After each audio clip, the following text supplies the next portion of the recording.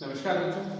आज का जो टॉपिक है हमारा वो है pair of linear equation in two variable. इससे पहले वाले वीडियो में हमने सीखा था how to solve algebraically pair of linear equation in two variable. तो उसमें हमने सॉल्यूशंस निकाले थे एल्जेब्रिकली भी एंड ग्राफिकली। आज जो बच्चों हम पढ़ने वाले हैं वो पढ़ने वाले हैं वर्ड प्रॉब्लम। अब वर्ड प्रॉब्लम का नाम सुन के ही हमें थोड़ी सी घबराहट हो जाती है कि किस तरह से उसकी इक्वेशन फॉर्म होती है और फिर उसके बाद सिंप्लीफिकेशन। तो बच्चों के लिए टफेस्ट पार्ट होता है, लेकिन बच्चों ये टफ नहीं है, हम समझने की कोशिश नहीं करते इसलिए टफ हो जाता है। आज इस वीडियो में जब मैं आपको बताऊंगा बच्चों, तो केवल आज हम एक ही चीज पढ़ेंगे, that is called age related problems. Age related problems होता है कि मम्मी की एज बेटी की एज से 7 इयर्स ज्यादा है तो बताओ एज कितनी होगी। इस तरीके के जो क्वेश्चंस आते हैं बच्चों, उसमें हमें प्रॉब्लम आता है तो बड़ा इजी कॉन्सेप्ट है सिंप्लीफाई करने का। अभी अपन सीखेंगे तो आपको समझ में आएगा कि कैसे उनको सिंप्लीफाई किया जाता है। फर्स्ट क्वेश्चन जो हमें बोर्ड पे दिया हुआ है वो बच्चों दिया हुआ है, Aftab tell his daughter, Aftab अपनी डॉटर से कहता है 7 years ago I was 7 times as old as you were then. 7 साल पहले की कहानी बता रहा है। तो हमें भी 7 साल पहले जाना पड़ेगा कि 7 साल पहले अपनी डॉटर से कह रहा है मैं तुमसे 7 टाइम्स ग्रेटर था। तो बच्चों दो चीजें सबसे इंपॉर्टेंट है जो हमें पता होनी चाहिए। एक वर्ड आता है, इसमें क्लॉजेज है, मैथ्स के जितने भी वर्ड प्रॉब्लम आती है बच्चों उनमें छोटे छोटे क्लॉज होते हैं। अब 7 इयर्स अगो भी एक क्लॉज हुआ, तो एक तो होता है टाइम्स और एक आता है मोर। टाइम्स का मतलब होता है मल्टीप्लीकेशन, मोर का मतलब होता है एडिशन। तो जब भी टाइम्स आता है तो हम बीच में मल्टीप्लाई का साइन लगाएंगे, और जहां पे वर्ड आता है मोर देन 7 इयर्स तो वहां पे अपन +7 लगाएंगे। दो चीजें हैं जो कंफ्यूजिंग रहती है बच्चों के लिए, लेकिन बच्चों कंफ्यूज में नहीं होना है हमें। टाइम्स मतलब मल्टीप्लिकेशन एंड मोर मतलब एडिशन।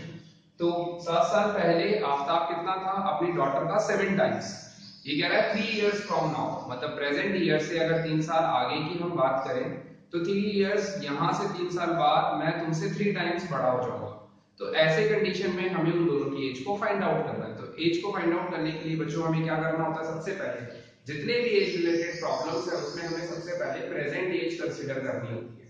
और प्रेजेंट एज लेने के बाद में उसके अंदर जो चीजें चेंजेस हो रही है उसके अकॉर्डिंगली हमें काम करना होता है। जैसे अपन इस क्वेश्चन को अगर सिंप्लीफाई करें तो सॉल्यूशन के अंदर सबसे पहला क्लॉज जो हमें लेना है वो ये लेना है, that the present age of Aftab is equal to x years, और प्रेजेंट एज ऑफ डॉटर अगर अपन लें बच्चों तो डॉटर की प्रेजेंट एज हो जाएगी y इयर्स। ये जो क्लॉज है ये हर एज रिलेटेड प्रॉब्लम के लिए सेम होगा, केवल नाम बदल जाएंगे बच्चों। अब इसके अंदर सबसे पहला क्लॉज आ रहा है 7 इयर्स अगो, यहाँ पे वर्ड आ रहा है तो अपन यहाँ पे लिखेंगे 7 इयर्स अगो। अब 7 इयर्स अगो की बात करेंगे हम तो आफ्ताब की एज कितनी हो जाएगी बच्चों, x minus 7 years. Present age से 7 साल पहले, तो अगर किसी की एज 40 इयर्स है, 7 इयर्स अगो की अगर हम बात करें तो 7 साल पहले कितनी थी, 33। तो इसका मतलब प्रेजेंट एज में से हमेशा जो भी यहाँ पे क्लॉज है बच्चों उसको माइनस करना पड़ेगा। इसी तरीके से इसकी डॉटर की एज भी अपन कंसीडर करें बच्चों तो डॉटर की एज कितनी हो जाएगी, y माइनस 7। इजी। अब इसके बाद का आगे का क्लॉज पढ़े तो I was 7 times as old as you were then। तो I वर्ड तो आफ्ताब के लिए यूज हो रहा है और then वर्ड किसके लिए यूज हो रहा है, डॉटर के लिए। तो इसका मतलब आफ्ताब क्या कह रहा है कि आफ्ताब जो है वो 7 टाइम्स है डॉटर का 7 साल पहले। अब 7 साल पहले आफ्ताब की एज कितनी है, x माइनस 7, और डॉटर की एज कितनी है, y माइनस 7। तो यहाँ पे जब अपन सिंप्लीफाई करेंगे बच्चों इसे तो 7 y माइनस 49 आ गया। अब 7y को इस तरफ शिफ्ट करें और -7 को उधर शिफ्ट करें तो x माइनस 7y की वैल्यू आ गई माइनस 49 प्लस 7। तो x माइनस 7y की वैल्यू आ गई माइनस 42। ये हमारी कंडीशन नंबर फर्स्ट आ गई। एल्जेब्रिकली हमने इसको सिंप्लीफाई करके इक्वेशन तक ले आए। दूसरी इक्वेशन आएगी उसके बाद एल्जेब्रिकली के 3 मेथड थे बच्चों, सब्स्टिट्यूशन, एलिमिनेशन और क्रॉस मल्टीप्लिकेशन। किसी भी मेथड को यूज करके हम उसको फिर आगे सिंप्लीफाई कर सकते हैं। जब तक के लिए आगे बढ़े 3 इयर्स फ्रॉम नाउ। अब सेकंड क्लॉज आ गया हमारे पास में, यहाँ पे दिया हुआ है 3 इयर्स फ्रॉम नाउ, अभी से 3 साल आगे। नाउ मतलब आगे के लिए कह रहा है, तो अपन छोटा सा क्लॉज लिखेंगे 3 इयर्स फ्रॉम नाउ, तो 3 इयर्स फ्रॉम नाउ में हमारी आफ्ताब की एज हो जाएगी x प्लस 3 इयर्स और डॉटर की एज हो जाएगी y प्लस 3 इयर्स। बच्चों ये समझ आ रहा है ना? यहाँ तक हमने प्रेजेंट एज के साथ में जो भी चेंजेस हो रहे हैं वो कर रहे हैं हम। आगे क्लॉज अगर हम पढ़े तो क्या कह रहा है आफ्ताब? आई शैल बी, तो आई वर्ड हो रहा है आफ्ताब के लिए use 3 times as old as you will be. तो इसका मतलब डॉटर से कह रहा है वो कि मैं तुमसे 3 टाइम्स हो जाऊंगा। टाइम्स मैंने बताया आपको मल्टीप्लिकेशन होता है बच्चों। तो Aftab is equal to 3 into daughter, ऐसा कहा जा रहा है क्वेश्चन में। अब आफ्ताब की एज कितनी है? x plus 3। बच्चों यही अपन x प्लस 3 ले ली। इजी लग रहा है ना? क्योंकि क्लॉजेस अगर हम लगाते हैं ना बच्चों तो डिफिकल्ट नहीं होता है कोई भी क्वेश्चन। 3 टाइम्स डॉटर कितना है? y plus 3। सिंपलीफाई करेंगे तो x plus 3 is equal to कितना आ जाएगा? 3y plus 9।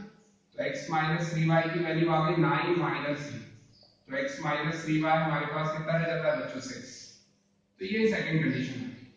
अब ये जब हमारे पास दो कंडीशन है बच्चों तो इसको अलजेब्रिकली हम एलिमिनेशन मेथड से सॉल्व करें। आप किसी भी मेथड से सॉल्व कर ले बच्चों, मैं यहाँ पर एक मेथड आपको यूज करके बता रहा हूँ जिसे कहते हैं एलिमिनेशन, जो अपन कर चुके हैं। Coefficient of x 1, coefficient of x again 1, दोनों जगह सेम आ रहा है। तो यहाँ पे रिक्वायरमेंट नहीं है हमें इक्वेशंस को मल्टीप्लाई करने की और कोफिशिएंट को इक्वल करने की, क्योंकि दे रखा है साइन दोनों के सेम आए। तो इसका मतलब हमें इनको सबट्रैक्ट करना पड़ेगा आपस में। सबट्रैक्ट करने के लिए क्या करते हैं बच्चों? साइन चेंज कर देते हैं।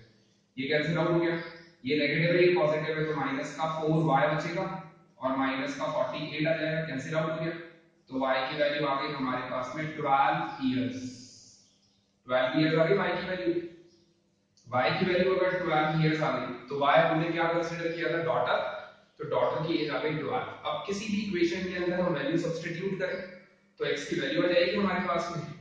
तो x माइनस, अब बच्चों कर लेते हैं यहाँ पे, x माइनस 7 इंटू वाई कितना है? 12 इज इक्वल टू माइनस 42। तो x माइनस 12 7 से 84 होता है बच्चों। शिफ्ट करेंगे हम तो पॉजिटिव हो जाएगा। तो x की वैल्यू हमारे पास आ गई 84 में से 42 अगर माइनस करोगे बच्चों तो 42 बचेगा। तो 42 इयर्स आ गई। लास्ट में कंक्लूड कर दीजिएगा बच्चों, Aftab present age 42 years, unit लगाना जरूरी होता है। और डॉटर, डॉटर की कितनी एज है ये बच्चों हमारे पास? डॉटर की एज आई है, डॉटर की प्रेजेंट एज आई है हमारे पास में 12 इयर्स। तो this will be your answer. तो आई होप आपको क्लियर हुआ होगा बच्चों ये कैसे करना है हमें। सिर्फ चेक करने के क्या तरीका है, 42 में से 7 माइनस करिए बच्चों तो कितना रह जाता है? 36। या फिर कितना रह जाएगा? 7 माइनस करना है ना बच्चों, 35। y में से 12 में से 7 माइनस करोगे 5, तो 5 और 35 कितना टाइम्स होता है? 7 टाइम्स। तो यही तो क्वेश्चन कह रहा था कि आफ्ताब 7 टाइम्स है डॉटर। तो पता चल गया ना हमें 3 इयर्स फ्रॉम नाउ। तो 3 इयर्स फ्रॉम नाउ इसमें 3 ऐड करो, इसमें भी 3 ऐड करो। तो 3 ऐड करने पे 42 प्लस 3 45, 12 प्लस 3 15, 15 3 जा 45, तो 3 टाइम्स हो गया। इसका मतलब हमने इसको सिंपलीफाई करके चेक कर लिया कि जो हमने आंसर निकाला है वो करेक्ट है। रिकॉल करें तो हमेशा एज रिलेटेड जो प्रॉब्लम्स होता है बच्चों उसमें प्रेजेंट एज हमें कंसीडर करना होता है। उसके बाद मैथ्स के क्लॉजेस, फर्स्ट क्लॉज 7 इयर्स अगो, इसने जो चेंज किया उन दोनों की एज अपन ने चेंज कर दी। नेक्स्ट क्लॉज कहता है आई वाज 7 टाइम्स, तो आफ्ताब है 7 टाइम्स डॉटर का। आफ्ताब की एज, डॉटर की एज पुट कर दिया, सिंपलीफाई करके एक इक्वेशन आ गया। Second clause 3 years from now, 3 years अभी से 3 इयर्स, तो 3 इयर्स फ्रॉम नाउ हमने लिख दिया यहाँ पे, और दोनों की जो एज में प्रेजेंट एज से जो भी शिफ्ट हुआ वो हमने कर दिया। आई वाज 3 टाइम्स, तो Aftab is equal to 3 times of daughter. Aftab की एज, डॉटर की एज पुट करके सिंपलीफाई करके हमने आंसर निकाला। तो एक और इक्वेशन आ गई हमारे पास में। दोनों इक्वेशन को एलिमिनेशन लगा के हमने सिंपलीफाई कर लिया, तो हमें प्रेजेंट एज आफ्ताब और डॉटर की पता चल गई। आई होप आपको क्लियर हुआ होगा बच्चों ये। एक और क्वेश्चन अपन एज रिलेटेड प्रॉब्लम का ले लेते कर लेते। बाकी आप अपनी रेफरेंस बुक में से बच्चों करिएगा, कहीं भी कोई प्रॉब्लम आता है तो आप कमेंट सेक्शन में लिख के मेरे से पूछ सकते हैं। सेकंड क्वेश्चन अपन चेक कर लेते हैं एज रिलेटेड प्रॉब्लम का। सेकंड क्वेश्चन है,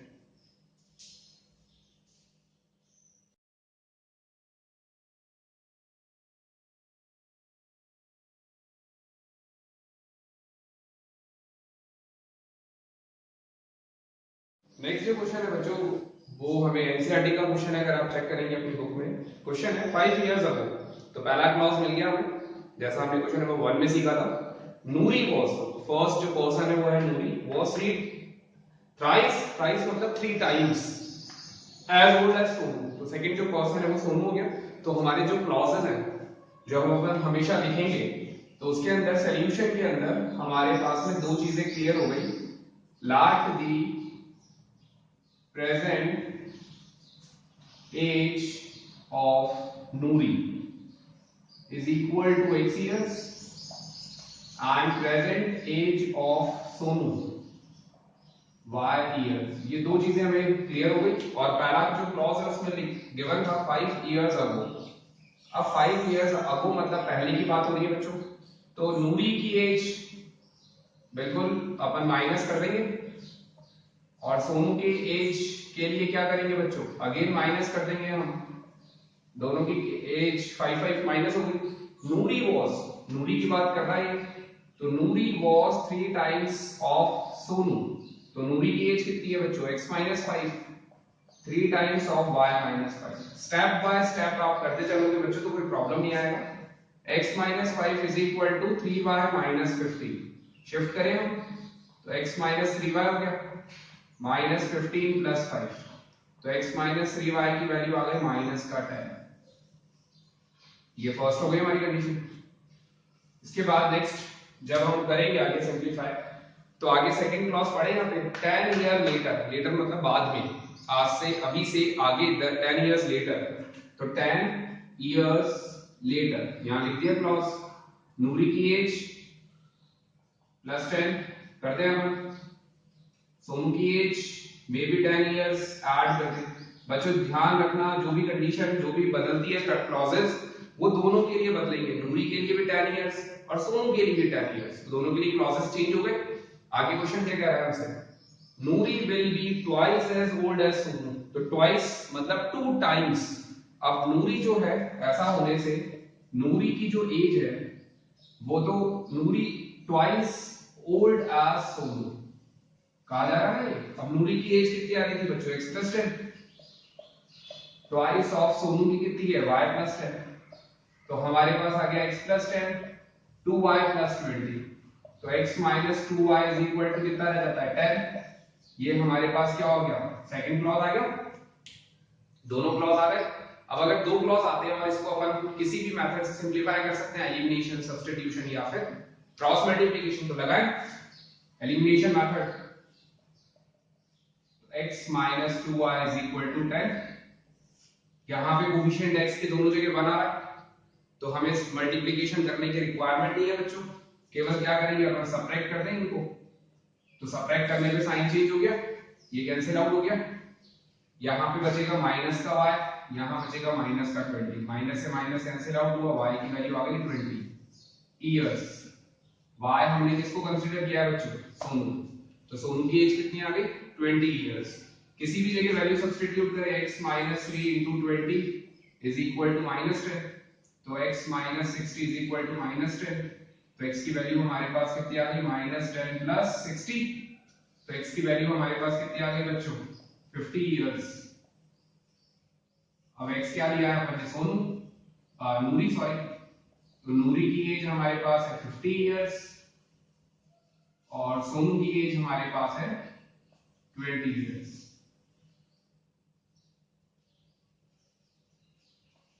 That will be your final answer। Conclude करके हमेशा लिखेंगे बच्चों।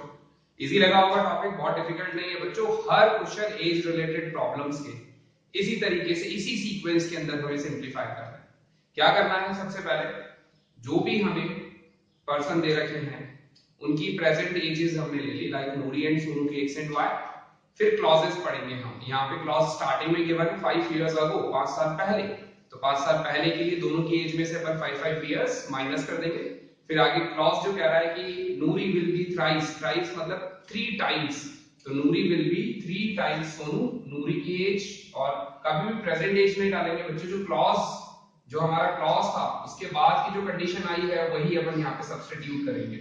यहाँ पे जो क्लॉज था उसके बाद जो कंडीशन चेंज हुई है अपन वो यहाँ पे सब्स्टिट्यूट करेंगे।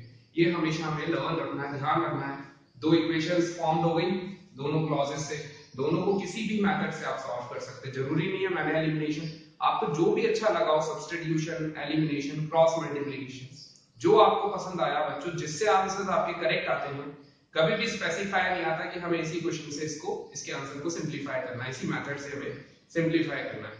आई होप आपको ये जो वीडियो है बच्चों आज का पसंद आया होगा, समझ आया होगा। पसंद आया, समझ आया बच्चों, प्लीज लाइक जरूर करिएगा, share and subscribe my channel.